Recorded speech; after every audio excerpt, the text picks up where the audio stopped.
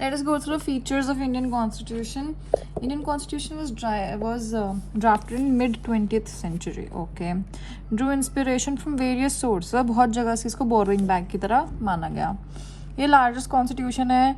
Sovereign, socialist, secular, democratic Republic, ये सब इसमें इसके फीचर्स हैं. DAP-SP, fundamental rights, parliamentary form, UAF, 18 above voting, blend of rigidity and flexibility, federal constitution with centralizing tendency कि मतलब unitary yet federal, independent judiciary, single citizenship, अ secular state, fundamental duties, ये सब इसके फीचर्स हैं. The largest constitution कैसे है? ये जो आइवर जेनिंग्स करके सर हैं, ये इन्होंने इंडिया को, कॉन्स्टिट्यूशन ऑफ इंडिया को बहुत मतलब ऐसे डिटेल्ड और लार्जेस्ट माना.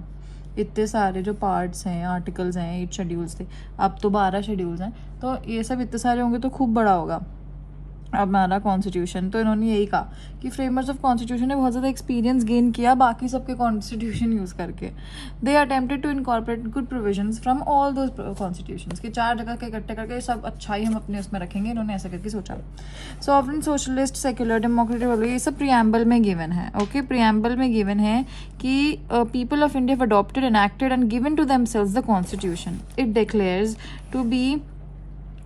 India to be this words, ये सब जो है ना, सोशलिस्ट और सेक्युलर, सॉक्सेक. ओके, सॉक्सेक, ये सब ऐड हुए 42nd कॉन्स्टिट्यूशन अमेंडमेंट 1976 में. ये हम लोगों ने खुद को प्रीएम्बल के थ्रू दे रखा है. आगे चलते हैं. इसमें है कि fundamental parliamentary form of government. Parliamentary form of government जो है इसमें दे रखा है कि yes, India has parliamentary form of government both at the center and states. In this form of government, the president is the constitutional head of the state, but the real executive power vests in council of ministers. कि पूरा जो parliamentary system है हमारा, ठीक है, power दे रखी है constitutional head को, पर लेकिन मेन कहाँ वो है power? They are responsible to the legislature. India has followed British model in this aspect.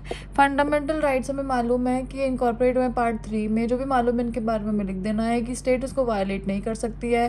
And apart from these rights strong provision of enforcement. हाँ, एनफोर्समेंट होगा इनका. उसके बाद ग्रांट दे रखी है 32 में, तो इन्फोर्समेंट होगा. और ये सब रिट्स हैं. ये जो रिट्स है बहुत नेसेसरी है ह्यूमन बीइंग के डेवलपमेंट के लिए. The concept of fundamental right has been borrowed from the Constitution of USA. Okay, it must be noted that the fundamental rights are not absolute. Reasonable restrictions हैं, ये हमें पक्का से mention करने. whenever we mention fundamental rights ना भाई तुम्हें मिले हुए हैं, पर लेकिन साथ restrictions भी तुम्हारे साथ बहुत आराम से आ जाते हैं. State has to balance the individual interest and social interest in securing welfare to the people. DPS पे देखते they are non-enforceable. ये सब सोल ऑफ द स्टेट हैं. 26 और 42 अमेंडमेंट जो हुआ था, कॉन्स्टिट्यूशन अमेंडमेंट, इन्होंने फंडामेंटल राइट्स को के ऊपर DPSP को इम्पोर्टेंस दी थी. जो ये इनको चैलेंज नहीं कर सकते हैं कोर्ट में. They are unenforceable rights. हाँ, they are not enforceable.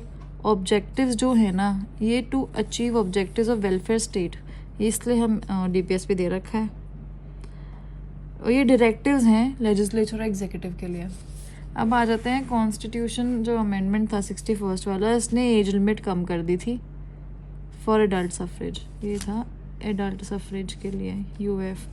Okay, democratic government is people's government. The country is administered by the elected representatives of the people.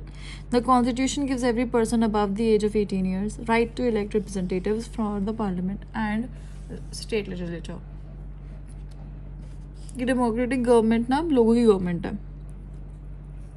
The country is administered by the elected representatives of the people. Okay, तो मतलब we have the right to vote. The old system of communal electorates has been abolished.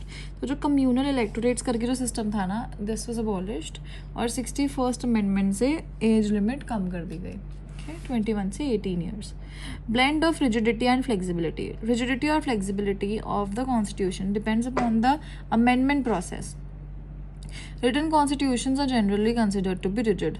A rigid constitution requires a special method of amendment, while a flexible constitution can be amended by ordinary process of legislation. Although the Indian Constitution is written, yet it has a unique mixture of flexibility and rigidity.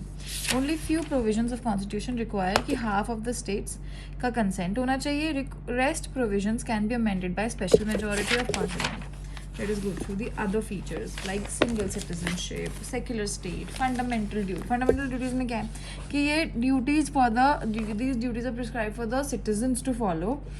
कि उनके ऊपर एक duty, it serves as a reminder to the citizens कि इनकी भी कुछ duties है nation के लिए, apart from enjoying the rights conferred कि हाँ भाई राइट्स मिले तो ड्यूटीज़ भी है तुम्हारी. ये क्या है, इनको 11 ड्यूटीज़ बना दिया गया. ठीक, कितने से added 10 fundamental duties which were increase to 11. तो एक और फंडामेंटल ड्यूटी ऐड कर दी 86th में. और ये वो एडल्ट सफरेज की एज कहाँ चेंज हुई, 61st अमेंडमेंट में. ओके, आगे बढ़ते हैं. सेक्युलर स्टेट में क्या है, preamble declares India to be a secular state. A secular state is in case of religion is completely neutral. Okay, ये कम्प्लीटली न्यूट्रल, वो ध्यान रखना है, ना ही हम इसको इन्फोर्स करें ना कुछ करें. It treats all religions equally and does not discriminate. Articles 25 to 28 also consolidate कि सबके पास right to profess, practice and propagate है. सिंगल सिटीजनशिप में आते हैं. Generally in federal constitution there is a provision of dual citizenship. Okay, dual citizenship का होता है नॉर्मली, पर लेकिन हमारे सेंट्रल स्टेट का American constitution provides a dual citizenship. Case of Indian constitution is different. Despite being a federal constitution, it provides for a single citizenship. ये वाला point हमें तब भी लिखना है जब हम यूनिटरी और उसकी बात करते हैं ना, फेडरल यूनिटरी. नेक्स्ट चैप्टर है फेडरल यूनिटरी की बात करें तो हमें सिंगल सिटीजनशिप की भी बात करनी है. आर्टिकल्स ये जो हैं, this instills a sense of unity and amongst the citizens despite having diversity in many spheres. मतलब ये यूनिटी देता है. Okay, this is a unity वाला सोर्स. आगे आ जाते हैं, इंडिपेंडेंट जुडिशरी देखते हैं. Establishment of independent judiciary is the important feature of the Indian Constitution. Conferment of rights will have true effect if there is a sound mechanism for enforcement of such rights. Impartial judiciary with power of judicial review is essential for protection of rights. Supreme Court is considered to be the guardian of Constitution. इनको guardian समझा जाता है. ये सब provisions हैं जो ensure करते हैं कि जुडिशरी की इंडिपेंडेंस मेंटेन्ड है. ओके, ये बहुत इंपॉर्टेंट फीचर है. इसका एक ट्रू इफेक्ट जो है, ये जो राइट्स दे रखे हैं, कब होगा, जब जुडिशल सिस्टम के पास इंडिपेंडेंसी होगी, इम्पार्शल होगी. ओके, जुडिशल रिव्यू आराम से कर पाएंगे. द प्रेशर होगा तो कैसे करेंगे, कैसे अच्छी जजमेंट देंगे. The procedure of appointment of जजेस इज थ्रू कॉलेजियम ऑफ जजेस. कॉलेजियम ऑफ जजेस से होता है, कोई गवर्नमेंट नहीं करती है इनको. Executive has no absolute discretion in appointment of judges. Security of tenure is guaranteed to every judge. Okay, कि इतना तो आपका tenure है ही है. और जो removal of judges का process है वो बहुत ही tough है. No discussion can take place in the legislature of the state or in parliament. कि इनके पास ये राइट है 121 और 211 के तहत कि इनका कोई डिस्कशन नहीं करेंगे पार्लियामेंट में कि इन्होंने ऐसे कर दिया, उन्होंने ऐसे कर दिया. Expenditures in respect of the salaries allowances is not put to vote of the legislature. मतलब वोट ये लेजिस्लेचर नहीं डिसाइड करता है. Constitution debars the judges of Supreme Court from pleading or appearing before any court or judicial authority in India even after retirement. Retirement के बाद भी constitution debar करता है कि ये कहीं पे अप्लाई नहीं कर सकेंगे, क्योंकि फिर थोड़ा सा इन्फ्लुएंस आ जाता है कि मैं तुम्हारा काम करवाया था types. Okay, federal constitution with centralizing tendency. यही है जो हम अभी आगे बढ़ेंगे, unitary and federal. This is one of the most important features of the constitution. It is a federal constitution, but it acquires unitary tendency during the time of emergency. During proclamation of emergency, the distribution of power between center and state undergoes a radical change. The parliament acquires the power to legislate on any subject mentioned in the states list. हाँ, मतलब emergency में क्या होता है वो सब उसकी duties perform करने लग जाते हैं. Executive and financial arrangements are also altered and centre can direct state on these matters as well. So this was a chapter on features of the constitution.